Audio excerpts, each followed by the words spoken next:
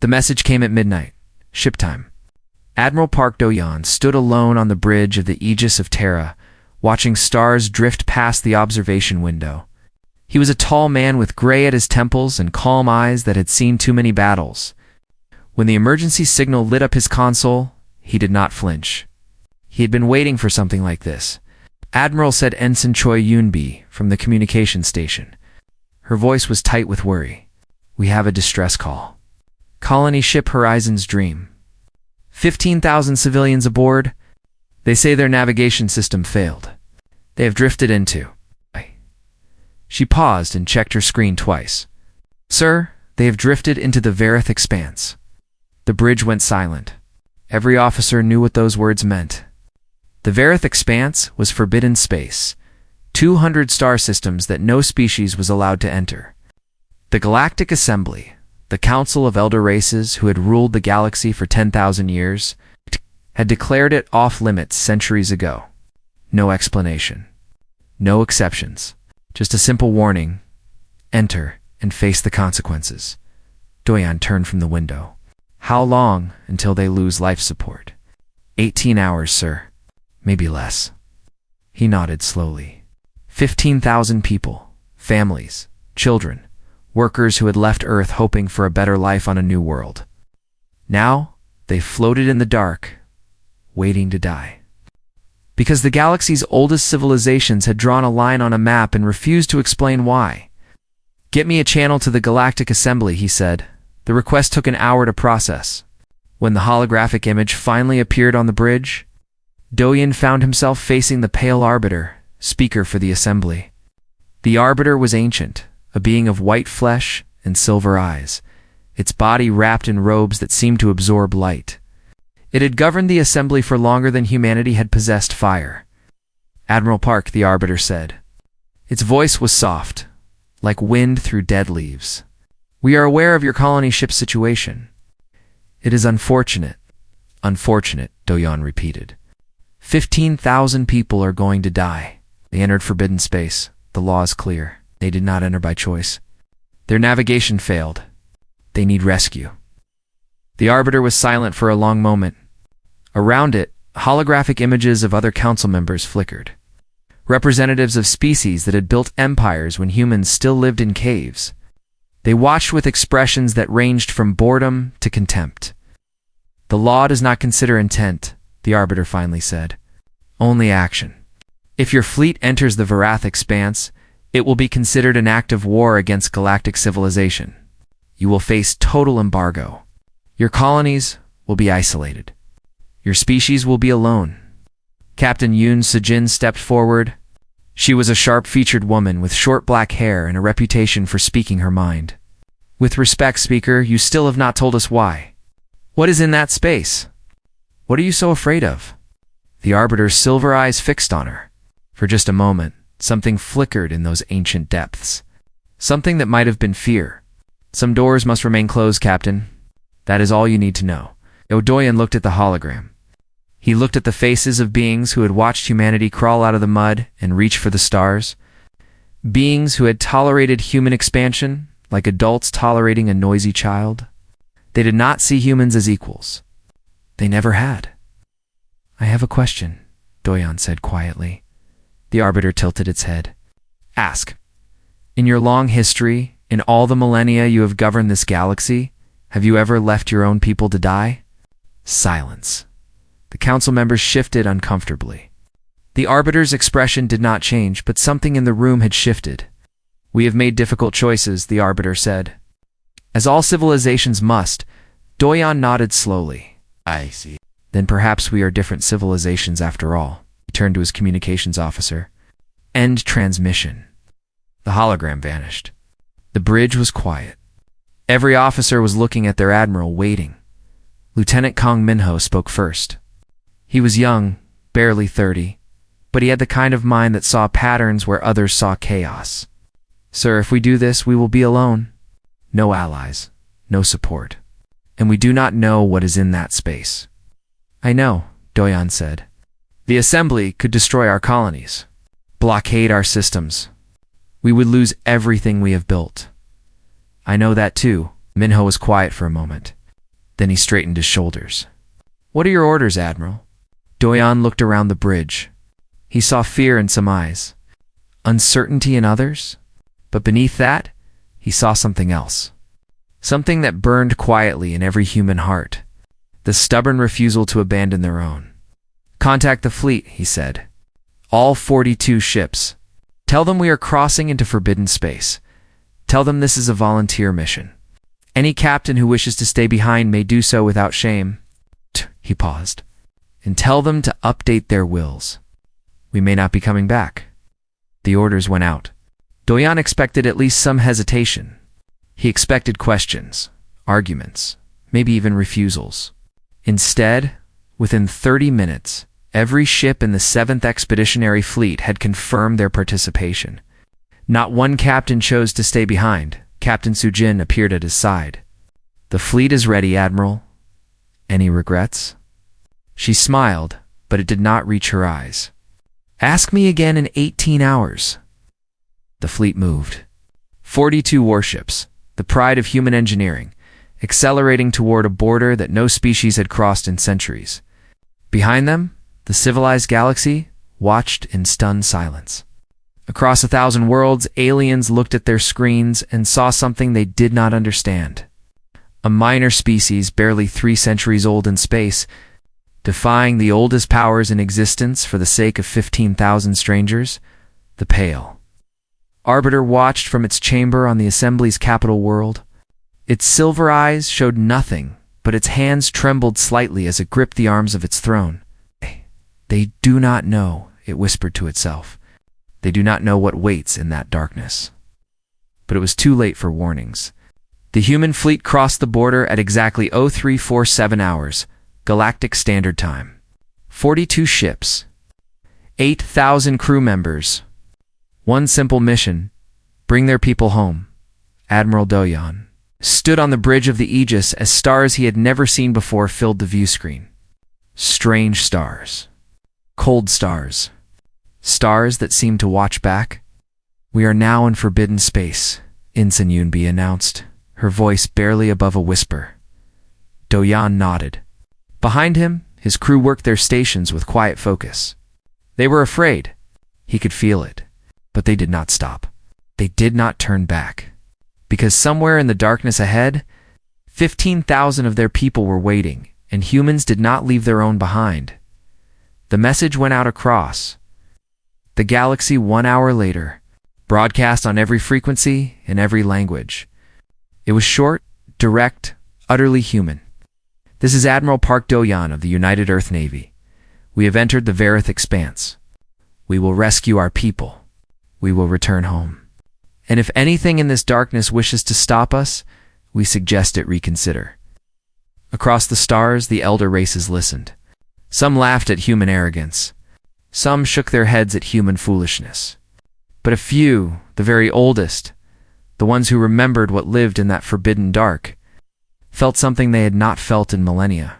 They felt afraid, not of what waited in the Varith Expanse, but of the species that had just kicked down its door.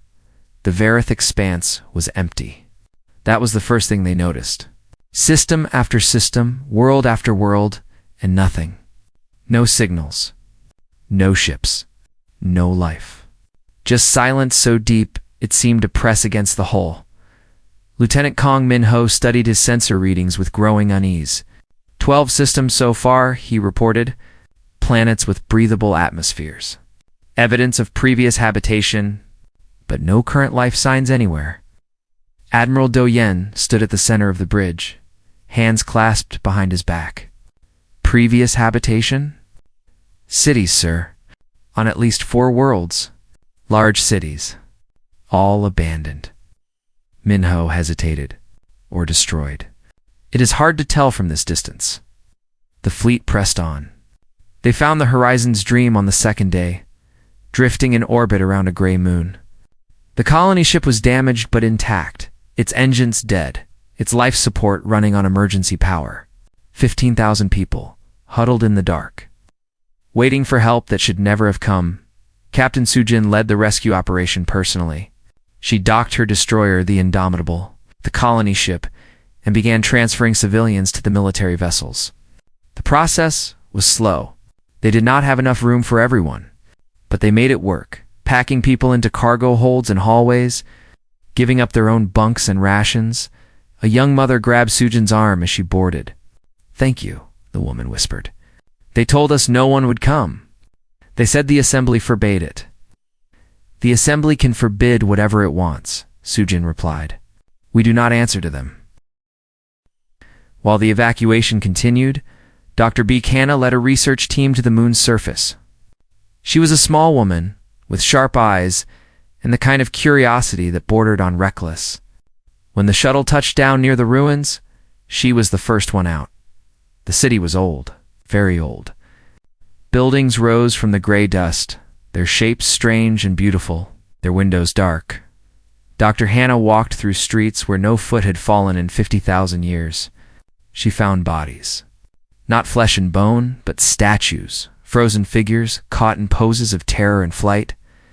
Whatever had killed this civilization had been fast. "Over here," called one of her team members. They had found a building that still held power, a structure that hummed with faint energy. Inside, they discovered records. Thousands of them. The dying memories of a people who had seen the end coming. Dr. Hannah worked through the night, translating fragments, piecing together a story that made her blood run cold. She returned to the Aegis at dawn, her face pale, her hand shaking. "Admiral," she said, "we need to talk." She laid it out for the command staff in the briefing room. The ancient civilization had called themselves the Vorath. They had been powerful, advanced, masters of technology that humanity could barely imagine. And they had been destroyed in 3 years by something they called the Hollow Tide. "The records are incomplete," Dr. Hannah explained. "But from what I can piece together, the Hollow Tide are entities that exist between dimensions. They slip through the gaps between normal space and somewhere else. They are drawn to intelligent life." "Drawn how?" Captain Sujin asked. "They feed on neural energy. Specifically, they feed on fear. When a being feels terror, it produces a kind of energy signature that the Hollow Tide can consume. The greater the fear, the more they feed." Lieutenant Minho leaned forward. "The Vorath were afraid?" "Everyone is afraid when they face extinction."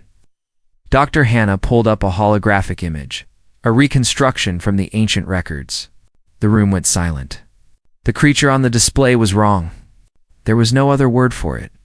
A shape that seemed to twist and fold in ways that hurt the eyes. Darkness given form, emptiness given hunger. "The Galactic Assembly knew," Admiral Doyan said quietly. "They knew what was here." "Yes, sir." "The records suggest the Elder races fought the Hollow Tide once, long ago. They could not destroy them. So they sealed this region of space and hoped the entities would starve without prey." Dr. Hannah looked up. "We just gave them prey." The alarm came 2 hours later.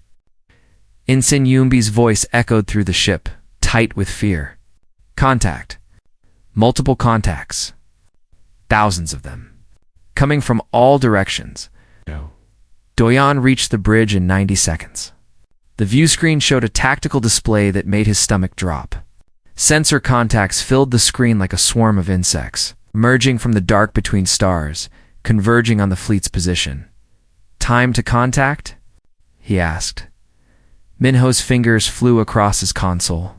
9 hours at current speed, but they are accelerating. "Can we run?" "Negative.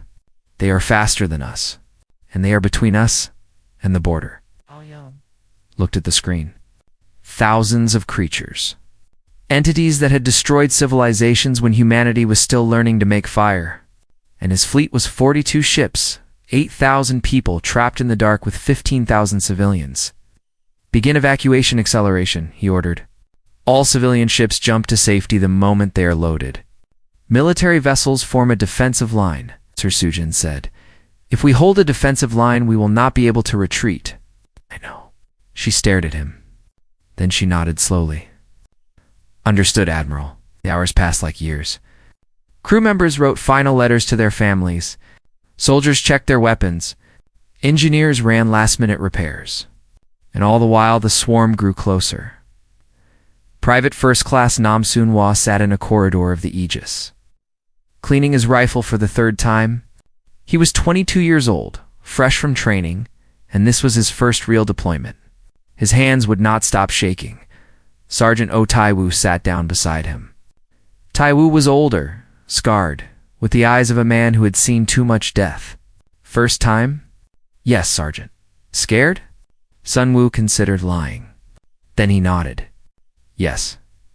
Tai-woo smiled. It was not a kind smile, but it was honest. Good. Fear keeps you sharp. Just do not let it make you stupid. What if I freeze? You will not. How do you know? Tai-woo was quiet for a moment. Then he shrugged. Because you are human. We have been afraid since we first crawled out of the caves. But we are still here. Fear is not our weakness, Private. It is our fuel. The first civilian ships began jumping to safety at hour 6. One by one, they flickered out of existence, carrying families to freedom. But the process was slow. Too slow. At hour 8, the hollow tide arrived. They came out of the darkness like a wave, shapes that twisted and writhed, forms that seemed to exist in more dimensions than the human eye could process. They made no sound. They sent no signals. They simply came.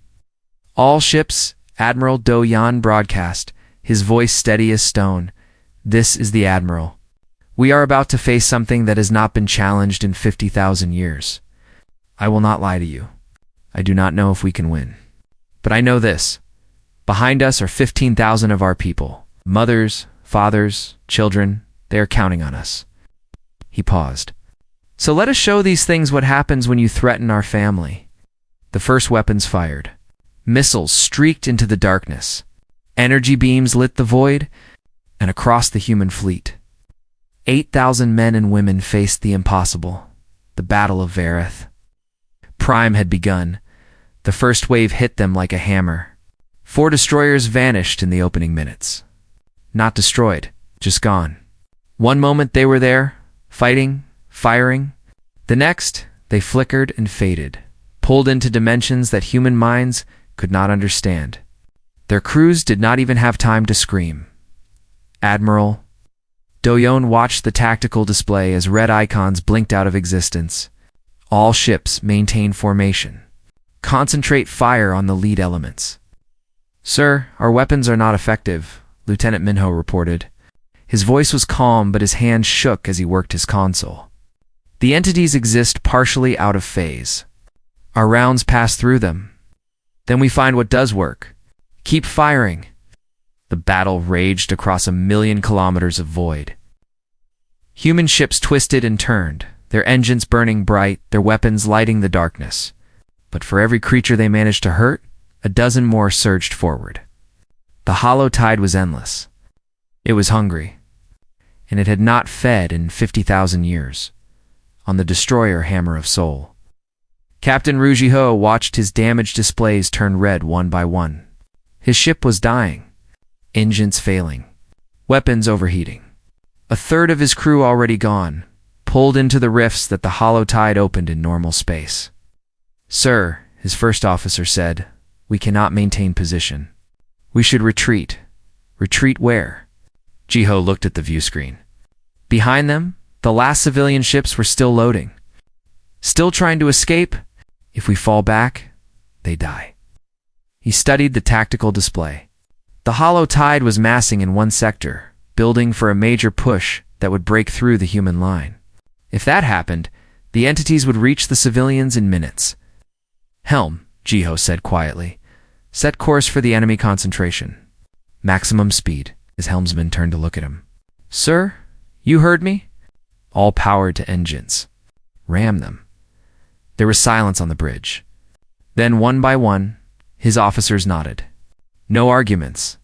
No protests. They understood. Communications, Ji-ho continued. Open a channel. All frequencies. The channel opened. Across the fleet, every ship heard what came next. This is Captain Ruji-ho of the Hammer of Soul. We are going in. If anyone has any old songs they want to hear one more time, now is the moment. Someone started singing. Then another voice joined. Then another. An ancient song from old Earth, a song of mountains and storms and people who would not bow. The hammer of Sol accelerated toward the enemy, its crew singing, its weapons blazing one final time. The impact was visible from every ship in the fleet. A flash of light. A ripple through the hollow tide. And then the creature scattered, reeling from the blow. "The concentration is broken," Minho reported, his voice thick with emotion. "We have a gap. Civilian ships are jumping." Admiral Doyen closed his eyes for a moment. 240 crew members, gone, to save strangers they had never met. "Note their names," he said softly. "Every single one." The battle continued. But something had changed. Dr. Hannah burst onto the bridge, her eyes wide with excitement and fear. "Admiral, I think I understand what is happening. Speak." "The hollow tide feeds on fear. That is what the record said. But our casualties are lower than they should be. Much lower. I have been analyzing the attack patterns." She pulled up data on the main screen. "They are hesitating, especially around certain ships." Hesitating? The entities keep pulling back at the moment of attack, as if something is hurting them. She looked at Doyen with something like wonder in her eyes.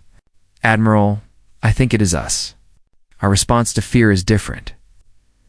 Captain Sujin had joined them on the bridge. Different how? Every species the hollow tide has ever faced responded to fear in the same way: paralysis, despair. The certainty of death creating the perfect feeding ground. Dr. Hannah shook her head.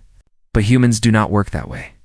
When we face death, when we are pushed to the absolute limit, we do not freeze. We get angry." She pointed at the sensor data. "Look at the readings from the Hammer of Sol's final charge." The fear levels among the crew were massive. But so were the aggression levels. The spite. The sheer stubborn refusal to die quietly. And when they hit the hollow tide, she magnified the data. The entities recoiled. Not from the physical impact, from the emotional one. Doyen stared at the screen. "You are saying our anger hurts them? I am saying that they evolved to consume despair, and we are feeding them something else entirely. Something they cannot digest." Dr. Hannah smiled, but it was a sharp, dangerous smile. "Admiral, fear makes most species weak, but fear makes humans mean." Doyen turned to his communications officer. "Open a fleet-wide channel," Yunbi nodded. "Channel open, sir." "All hands, this is Admiral Park. I have just received some interesting news. It turns out these things that are trying to kill us have a weakness. They feed on fear. They expect us to despair. They expect us to give up." He paused. "So, I am asking you to do what humans have always done when the universe tells us to be afraid. Spit in its eye. Get angry. Show these creatures what 50,000 years of survival looks like." Across the fleet, something shifted. You could feel it in the air, in the change of posture, in the way hands gripped weapons a little tighter. Fear did not vanish. It transformed Chief Engineer Yoon Gi-on, covered in grease and burns from a plasma leak, laughed out loud when she heard the message. "Angry. I have been angry since this started." She kicked a broken panel back into place. "Now give me something to hit." Sergeant Taiwu gathered his Marines in the cargo bay. "You heard the Admiral? These things eat fear. So stop being scared and start being furious. Remember everyone we have lost? Remember the Hammer of Sol? And when those creatures come for you, make them regret it." Private Sunwoo felt his shaking stop. The fear was still there, cold in his chest. But now there was something else too. Something hot and bright and utterly human. The hollow tide attacked again. But this time, the response was different. Human ships did not just defend. They charged. They rammed. They threw themselves at the enemy with a ferocity that the ancient entities had never encountered, and everywhere they struck, the hollow tide flinched. On the bridge of the Aegis, Lieutenant Minho watched his sensors with disbelief. "They are retreating. Admiral, the creatures are actually retreating." Dr. Hannah stood beside him, her face glowing with savage satisfaction. "They do not understand us. For 50,000 years, every species they consumed felt the same way at the end. Hopeless, broken, ready to die. She watched the hollow tide pull back, their forms twisting with something that looked almost like confusion. They have never met anything that treats death as an inconvenience instead of a conclusion. Admiral Doyon allowed himself a small smile. Behind them, the last civilian ships jumped to safety. 15,000 people saved. But the battle was not over. The hollow tide was retreating, but it was not defeated. And somewhere in the darkness ahead, more of them were waiting. All ships, Doyon ordered, pursue and engage. We have them running. Let us make sure they keep running. The human fleet surged forward into the dark. Across the galaxy, the word spread. It traveled through communication networks and whispered conversations, through news broadcasts and secret channels. The humans had entered forbidden space. The humans were fighting something in the dark. The humans were dying, and they were not stopping. The Galactic Assembly convened an emergency session. The Great Hall filled with representatives of 100 species, beings of crystal and shadow, of scales and feathers, of forms that defied easy description. They had gathered to discuss the human problem. They must be sanctioned, declared the Pale Arbiter from its throne. They violated the oldest law.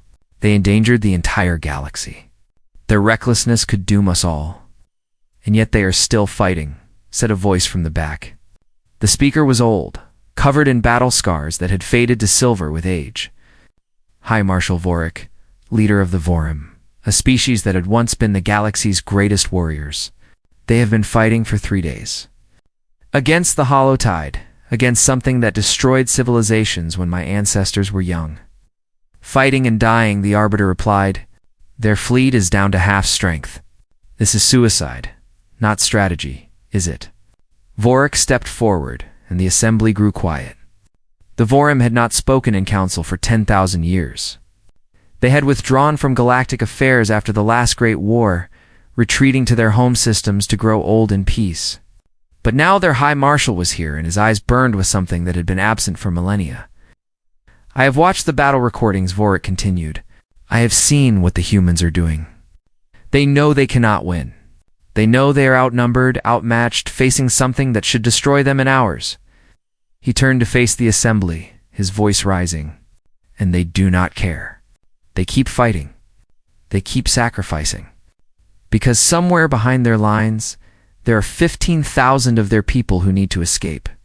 That is foolishness, the Arbiter said. No. Vorik's voice was quiet now. But it carried through the hall like thunder. That is courage. Something this assembly has forgotten. He turned to the representatives, to the ancient species who had ruled the galaxy for so long. Look at us. Look at what we have become. We sealed away the hollow tide because we were afraid to fight them. We built walls and hid behind them. We told ourselves it was wisdom. His laugh was bitter. And now, a species barely 3 centuries old shows us what we once were. What we should still be. The Pale Arbiter leaned forward. You cannot be suggesting we help them. I am not suggesting anything. Vorik moved toward the door. I am telling you what I am going to do. The Vorim fleet will launch within the hour. We will enter forbidden space. We will fight beside the humans. He paused at the threshold. Any species that remembers what honor means is welcome to join us. The hall erupted. Representatives shouted at each other, ancient rivalries and new fears colliding. But in the chaos, something remarkable happened. One by one, delegates began to stand. Not the great powers. Not the elder races who had grown comfortable in their safety. The small ones. The young ones. The species who had been dismissed as minor, as unimportant. A representative of the Kalish insectoid beings known for their engineering skills rose to her feet. Our ships will join the Vorim. Thurai delegate, reptilian and fierce, slammed his fist on his desk. And ours. More voices. More species. 12 in total, then 20, then 30. The galaxy's forgotten children. Standing up because the humans had shown them what standing up looked like. The Pale Arbiter watched in silence. Its silver eyes betrayed nothing. But deep inside, in the ancient heart that had seen empires rise and fall, something stirred. Something that felt almost like shame, back in forbidden space. The human fleet was dying. Admiral Dojan had been wounded in a boarding action, his left arm torn by a creature that had phased through the hull. He refused to leave the bridge. Captain Sujin had taken tactical command, coordinating the remaining ships with desperate skill. They were down to 19 vessels, less than 4,000 crew, and still the hollow tide came. "New wave incoming," Lieutenant Minho reported. His voice was raw from hours of battle. "Larger than before? I am reading..." "Admiral, I am reading millions of signatures." Doyen closed his eyes. Millions. They had hurt the hollow tide, confused them, even pushed them back. But against millions, there was nothing they could do. "Then we hold as long as we can," he said quietly. "Every minute we fight is a minute for reinforcements that are not coming." But he was wrong, Admiral. Ensign Yunbi's voice cracked with sudden emotion. "I am picking up a signal. Multiple signals. Coming from the border? More hollow tide?" "No, sir." "It is." She checked her readings twice, then a third time. "Sir, it is the Vorim and the Kalish. And the Thurai and..." She looked up, tears streaming down her face. "There are over 100 ships, Admiral. They are crossing into forbidden space." The first Vorim battleship dropped out of faster-than-light travel at the edge of the battlefield. It was ancient, built for wars that most species had forgotten, its weapons humming with power. More ships followed. A fleet that had slept for 10,000 years, awakened by the example of a species they had once dismissed as children. High Marshal Vorik's voice echoed across all frequencies. "Human vessels. This is Vorik of the Vorim. We apologize for our lateness. It has been a long time since we remembered how to fight." A pause. "Tell us where you need us." Admiral Doyan stood straighter. The pain in his arm faded. The exhaustion lifted. "Marshal Vorik, position your heavy ships on our left flank. We will show you where the creatures are weakest." Across the battlefield, the hollow tide sensed something new. More prey, more fear to consume. They surged forward, eager. They did not understand what they were facing. Not yet. Sergeant Taiwu led his Marines through the corridors of a relay station that controlled the fleet's escape route. The station was overrun, creatures phasing through walls, dragging soldiers into rifts that opened like wounds in reality. They were losing. Private Sun Wu found himself alone in a corridor, his rifle broken, his units scattered. 3 hollow tide entities drifted toward him, their forms twisting with hunger. He should have run. He should have screamed. He should have died like so many others. Instead, he pulled his combat knife from his belt. "Come on," he whispered. "Come on, you ugly things." They came, and Sun Wu fought. Not with skill, not with training, but with pure human spite. He stabbed and slashed and refused to fall, even when the pain became unbearable, even when the world started to go dark. 11 minutes. He held that corridor for 11 minutes. When Sergeant Taiwu finally reached him, Sun Wu was still standing, covered in wounds that should have killed him, surrounded by the fading echoes of creatures that had fled from a single human who would not give up. "Private Taiwu said, his voice soft with wonder. "How?" Sun Wu looked up with eyes that burned. "They kept trying to make me afraid, Sergeant. So I got angry instead." Taiwu laughed. It was a sound that had not come easily to him in years. "That is the most human thing I have ever heard." The tide was turning. The galaxy had chosen its side. And in the darkness of forbidden space, the hollow tide began to understand something terrible. They were no longer the hunters. The combined fleet pushed deeper into the Barath expanse. Human ships led the way, battered and bleeding but still fighting. Behind them came the Vorim, the Kalish, the Thurai, and 30 other species who had remembered what courage meant. 112 vessels against an enemy that had never been defeated. Dr. Hannah worked without sleep, her mind racing to turn understanding into victory. "The hollow tide feeds on fear," she explained to the commanders gathered in the Aegis war room. "But human emotional signatures are different. Our fear transforms into aggression. It becomes something they cannot digest. She pulled up her research on the holographic display. If we can amplify that effect, broadcast it across the battlefield, we might be able to do more than just confuse them. We might be able to hurt them. How? Hi, Marshal Vorik asked. He sat beside Admiral Do-Yan, two leaders of two very different cultures, united by a common enemy. Every human ship has communication systems designed to carry emotional content. Voice, music, visual media. If we modify the frequencies, synchronize the broadcasts, and fill them with concentrated human defiance. Dr. Hannah smiled grimly. We make weapons out of our own stubbornness. Chief Engineer Guion looked at the technical specifications. I can do it. Give me 4 hours. F2, Do-Yan said. Guion laughed. Then I will work faster. The fleet reached the heart of the expanse on the 4th day. Sensors revealed a sight that made even the veteran Vorum warriors grow silent. The hollow tide had gathered. All of them. Every entity that had survived the ages of darkness, every fragment of hunger that had waited for prey for 50,000 years. They hung in the void like a cancer, a mass of twisted forms and hungry shadows. Millions of them. Perhaps billions. The largest gathering of hollow tide in recorded history. Lieutenant Minho calculated the odds, and then stopped. Some numbers were too terrible to speak aloud. Admiral Do-Yan stood on the bridge of the Aegis. His arm was bandaged, his face pale with exhaustion. But his voice was steady when he spoke. All ships, this is Admiral Park. We did not come here for glory. We came because our people were in danger. Because when humans cry for help, other humans answer. Today, we taught the galaxy that lesson. He paused.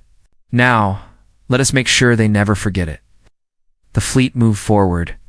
Weapons charged. Shields activated. And across every human vessel, the modified communication systems powered up, ready to broadcast the most dangerous weapon in the galaxy, human spite. The hollow tide attacked. They came like a wave. A tide of darkness that blotted out the stars.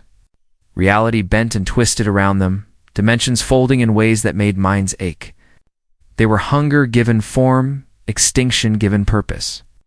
They had consumed civilizations. They had devoured gods.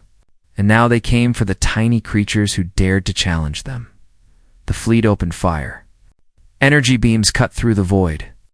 Missiles exploded in cascades of light. The Vorum battleships unleashed weapons that had not been fired in 10,000 years. Ancient technologies designed for wars that most species had forgotten. But the hollow tide kept coming. For every creature that fell, 100 more surged forward. Ships began to die, pulled into rifts, their crews vanishing into dimensions of endless hunger. Now, Admiral Do-Yan ordered. Activate the broadcast. Across the human fleet, the modified systems came alive. They did not broadcast words. They broadcast something deeper. The raw, unfiltered, emotional signature of every human in the fleet. Fear and rage and grief and hope, all transformed by the unique human. Ability to convert despair into defiance. The effect was immediate. The hollow tide screamed, not a sound, but a ripple through reality itself, a wave of shock and pain that spread through their ranks like fire. Creatures that had never known weakness suddenly found themselves burning from the inside out. It is working, Dr. Hannah shouted. Their cohesion is breaking down. They cannot process what we are sending them. All ships, increase broadcast intensity, Do-Yan commanded. Give them everything we have, the humans obeyed. They poured their emotions into the broadcast. Every memory of loss and love, every stubborn refusal to surrender. Every moment of human history that had been built on the simple idea that giving up was not an option. The crew of the Aegis thought of their families. The Marines remembered their fallen comrades. The engineers thought of every impossible repair they had made. Every system they had kept running through sheer willpower and the hollow. Tide-burned Captain Sujin led a squadron of destroyers into the heart of the enemy concentration.